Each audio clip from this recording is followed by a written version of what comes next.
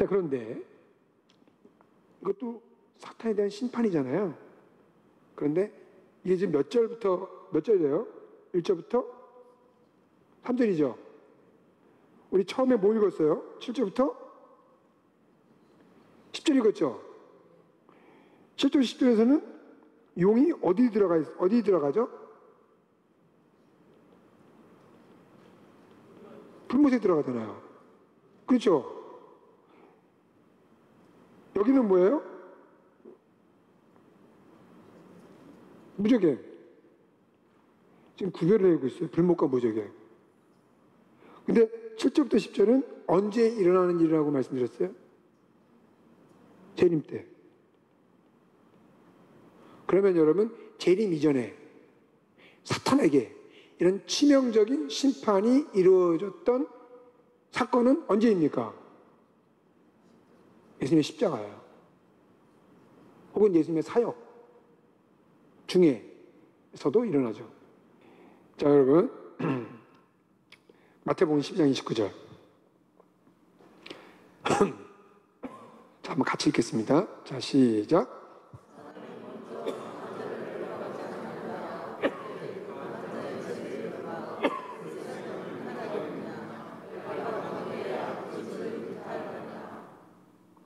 감사합니다.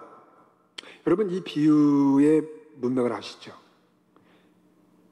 예수님께서 막 귀신을 쫓아내니까 바리새인들이 그 예수님의 그 축사의 사역을 폄하하면서 바알세불을 힘입어 귀신을 쫓아내는 거다. 바알세불이 큰 귀신, 예수님이 쫓아내는 귀신은 작은 귀신. 이거 뭐죠? 이 샤머니즘이죠.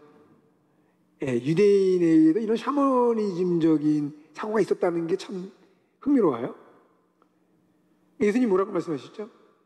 그게 아니라 성령을 힘입어 귀신을 쫓아내는 것이다.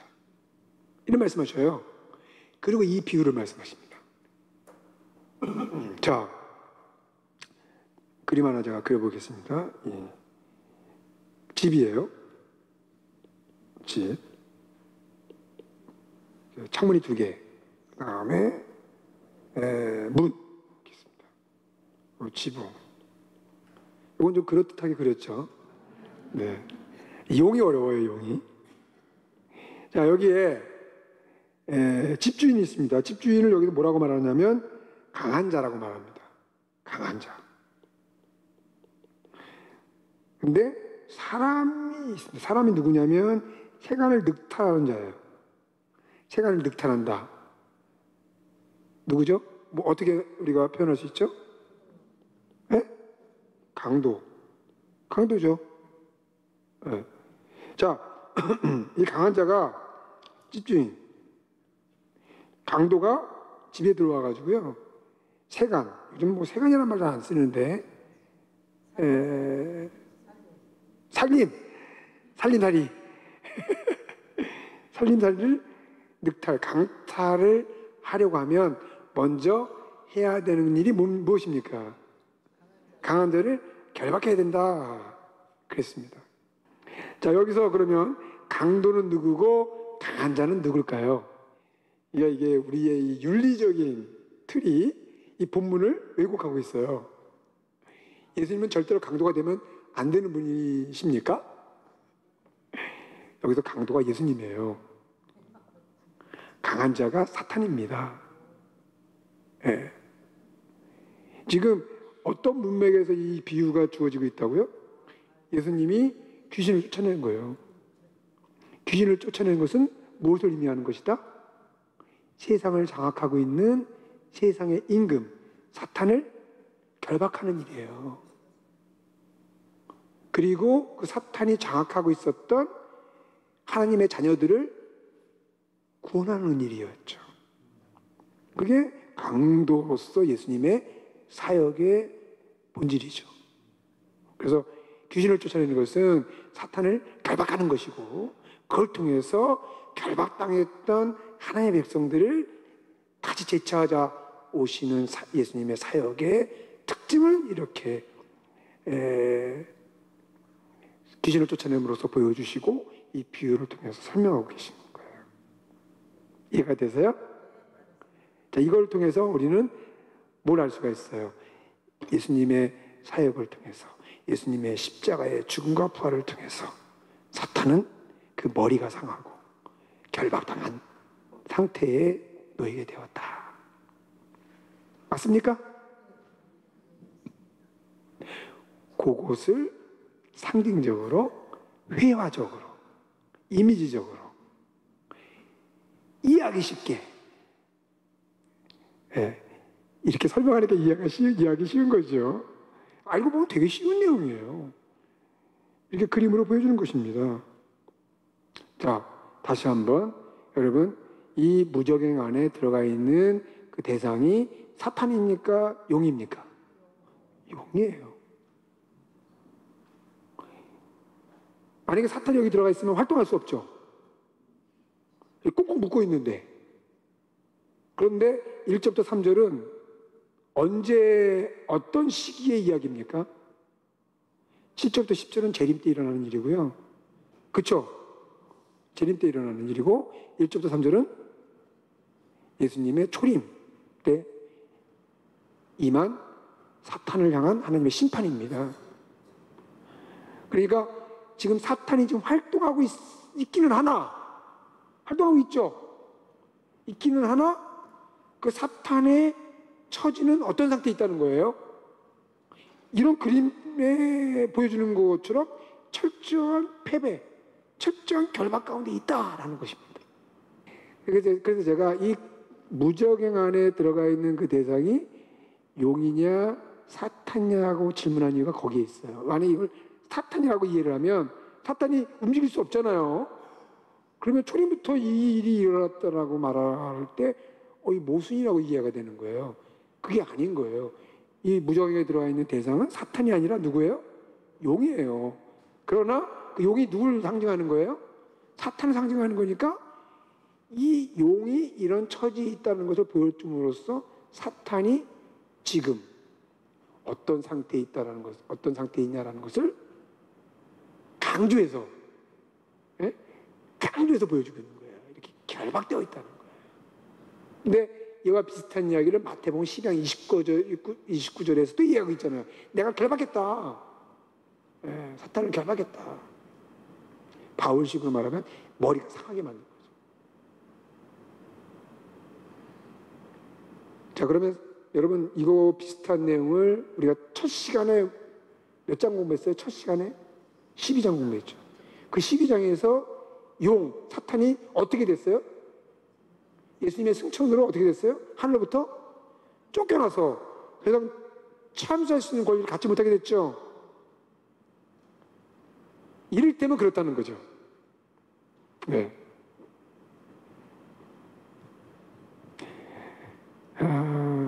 우리가 그래서 사탄의 존재를 무시해서는 안 되지만 사탄을 두려워할 이유가 하나도 없다.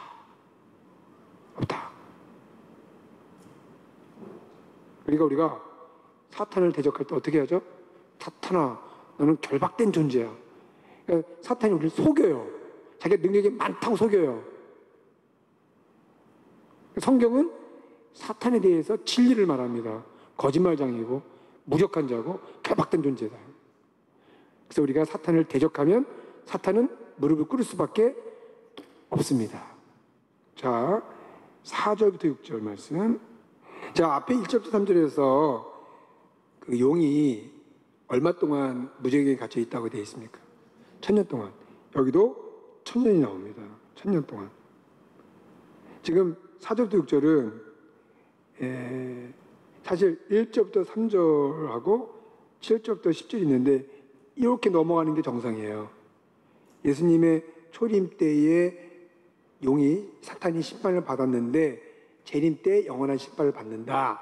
이 얘기를 하고 싶은 거죠. 근데 그 중간에 4절부터 6절 말씀이 딱 들어가 있어요. 자, 이 내용을 보면 성도들의 왕노릇이에요. 한마디로 말하면 왕노릇. 여기 보면 보좌들을 본다고 되어 있습니다. 보좌들. 보좌가 단수로 나와 있으면 누구의 보좌? 하나님의 보좌. 복수로 나와 있으면 누구의 보좌? 성도들의 보좌. 24 장로. 기억나시죠? 그래서 이 보좌들 복수로 나와 있기 때문에 이건 성도들이라고 봐야 돼요. 여기서 성도들 중에 일부? 노, 아닙니다. 엘리트주의. 굉장히 비기독교적인 거예요. 비성경적이에요. 여기서 보좌들, 아마 이것은 믿는 자들 중에 아주 잘 믿는 자들일 거야. 이렇게 해석한 걸 우리가 경계해야 돼요. 물론 뭐 본문이 근거 그렇게 가르쳐주면 몰라도 그렇게 가르쳐주는 본문이 별로 없어요. 자, 여기 보좌들이라는 것은 4장의 24 장로, 우리가 이걸 연상해야 되고요. 24라고 할 때 이건 12 더하기 12, 그래서 하나님의 모든 백성을 가리킨다고 볼 수가 있습니다. 거기 앉은 자들이 있어 심판하는 권세를 받았더라. 또 내가 보니 예수를 증언함과 하나님 말씀 때문에 목뱀을 당한 자들의 영혼들과, 자, 이 보좌들에 앉아있는 자들을 구체적으로 설명하는 거예요. 첫 번째 A그룹, 예수를 증언함과 하나님의 말씀 때문에 목뱀을 당한 자들의 영혼들. 딱 보면 죽은 자들이죠. 순교자들. 이론의 여지가 없습니다. 또 짐승과 그의 우상에게 경배하지 아니하고 그들의 이마와 손에 그의 표를 받지 아니한 자들. B그룹. 여러분, B그룹은 이 죽었다는 그런 표현이 있어요, 없어요? 애매해요. 일단은 짐승의 표를 받지 않았다. 무슨 뜻이죠? 그렇죠. 황제 숭배하지 않았다는 거죠. 황제 숭배하지 않으면 어떻게 되죠? 죽임을 당해요. 그런데 이것처럼 목뱀을 당했다는 그런 아주 구체적인 언급은 존재하지 않아요. 그래서 이것을 잠재적 순교자, 이렇게 말할 수가 있겠습니다. 자, 여기서 이 A그룹과 B그룹의 관계가 어떤 관계일까? 이게 같다고 말하는 사람들도 있고요. A 플러스 B라고 말하는 사람도 있습니다. 그 보좌에 앉아있는 자들이죠. 그래서 보좌에 앉은 자들은 곧 못뱀을 당한 영혼들인데 그들이 어떤 자들이냐면 황제 숭배를 거부한 자들이다. 그러면 A와 B가 같은 거죠. 네? 그리고 두 번째는 뭐냐면 보좌에 앉은 자들인데 그들은 못뱀을 당한 자들도 있고 황제 숭배를 거부했지만 아직 못뱀을 당한 데까지는 나가지 않는 자들도 있고, 잠재적 순교자. 이게 이제 두 번째입니다. 이거 가지고 막 싸울 필요 없죠.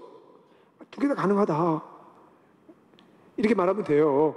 이럴 수도 있고 저럴 수도 있고. 중요한 건 뭐냐면 보좌에 앉은 자들의 특징이 뭐냐. 특징. 황제 숭배를 거부한 자들이다. 그래서 당장 죽임을 당한 자들일 수도 있고 나중에 죽임을 당할 수도 있는 자들, 잠재적 순교자들. 그래서 요한계시록에서는 교회 공동체의 특징, 순교적 정신을 가진 자들의 모임이에요.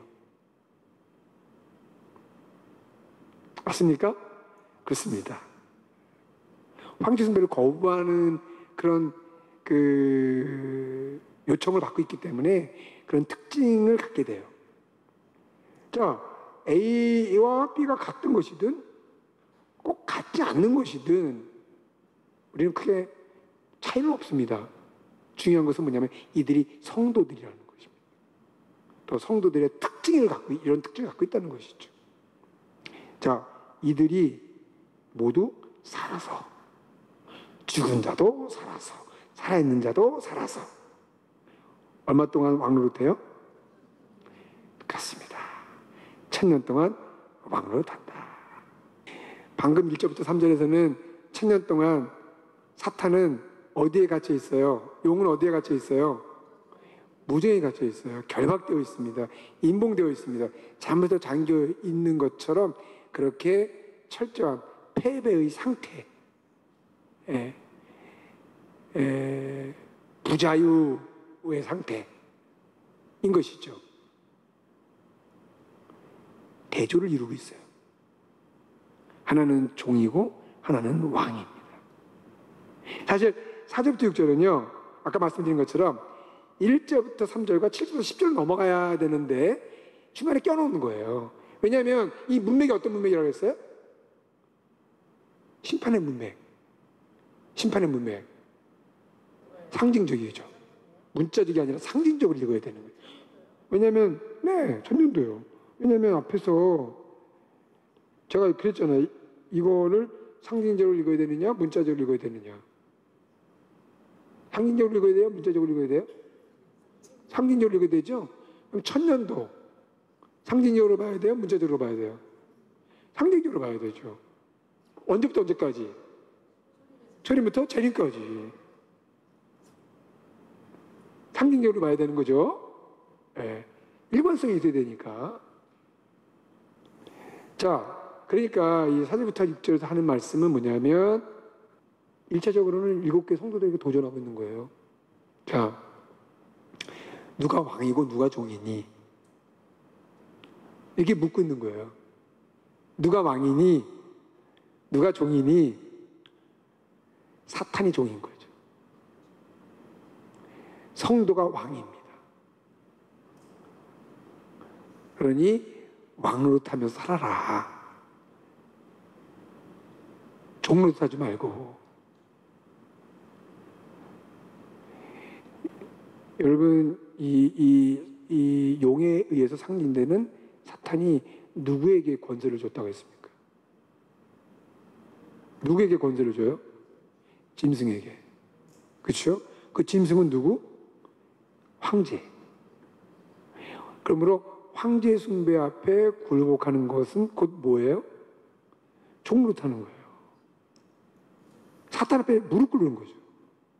그래서 이 본문에서 말하고 있는 것은 당신들은 왕이니 오히려 사탄과 황제를 종처럼 간주해라. 도전하고 있는 것입니다. 자, 여러분들에게 이 오늘 요 이야기한 거에 근거해서 우리 다음 시간에 이거 좀 더 한번 복습할 겁니다. 복습하고 이제 할 건데 제가 여러분들에게 보너스로 요거를 좀 소개해 드릴게요. 여러분 무천년설이라는 거 들어보셨나요? 전천년, 뭐 무천년, 후천년 이거 들어보셨죠? 제가 여러분들에게 말씀드린 것이 바로 무천년설입니다. 1절부터 3절 초림부터 재림까지죠. 4절부터 6절 천년 동안 왕노릇한다고 했으니까 언제부터 언제까지? 초림부터 재림까지죠. 성도들이 왕노릇한다. 천년왕국이에요. 천년왕국.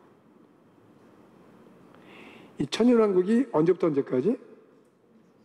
초림부터 재림까지. 이게 무천년설인데 사실 이 무라는 말이 없을 무잖아요. 천년왕국이 없다는 건데 천년왕국이 없어요? 있어요? 있죠? 있죠? 이 무천년설이라는 말은 좀 이따 설명드릴 전천년주의자들이 약간 조롱하면서 하는 말이에요. 쟤네들은 우리가 주장하는 천년왕국이 없대. 자기들이 주장하는 게 뭐냐면 좀 이따 말씀드리겠지만 재림 이후에 있게 될 것을 얘기하는 거거든요. 그게 없다 그래가지고 무천년설이라고 말하는 거예요. 근데 이 무천년설이라는 말이 정확한 표현입니까? 아닙니까? 정확한 표현이 아니에요. 그래서 저는 이거를 바꾸려고 합니다. 무천년설이 아니라 현천년설. 현재가 천년이다. 영어로도 이게 표현이 가능합니다. present millennium. present millennium. 현 천년. 그래서 초림부터 재림 사이에 하나님 나라가 온 거예요. 맞는 말이잖아요. 예수님이 천국이 왔다라고 선포하셨잖아요. 왕국이 있고 우리 성도들이 그 나라의 왕으로, 제사장으로, 왕같은 제사장으로 하나님의 왕권을 대행하고 있는 것입니다. 그래서 하늘에 사장에 보면 24장로가 어디에 앉아 있습니까? 보좌에 앉아 있어요. 통치권 위임받은 거죠. 저는 이것이 요한계시록의 본문이 말하고 있는 내용이다, 이렇게 제가 생각하고 있고요. 다시 한번, 무천년설이 아니라 뭐예요? 현천년설이다. 그럼 전천년설이 뭐냐? 재림 이후에 천년왕국이 있다고 주장하는 거예요. 바꿔 말하면 천년왕국 전에 재림이 있다 해서 전천년설. 천년왕국 전에 재림이 있다. 그리고 7절부터 10절은 이 천년왕국 후에 일어날 일입니다. 네. 자, 1절부터 3절이 초림에 일어날 일인데 이걸 재림 때 일어나는 걸로 밀어버렸어요. 후천년설은 뭐냐? 천년왕국 후에 재림이 있다. 근데 현천년설하고 좀 비슷하죠. 근데 차이가 있습니다. 현천년설은 뭐냐면 천년왕국이 초림 때 시작하는 건데, 후천년설은 뭐냐면 초림 이후에 어떤 시점에서 시작이 됩니다. 이 후천년설이 유행했던 시기가 대각성 운동, 1900년대 초, 1800년대 후반에 조나단 에드워드라든지 찰스 핀이라든지 존 웨슬레라든지 그런 대부흥사들이 미국과 영국을 이렇게 오가면서 큰 부흥을 일으켰습니다. 이 당시에는요, 어떤 기록이 있냐면 마을 단위로 회심을 해요. 이런 부흥사들이 가서 말씀을 전하면 마을이 그냥 다 회심해버리는 거예요. 그 사람들이 이러다가 천년왕국이 오는 거 아닐까?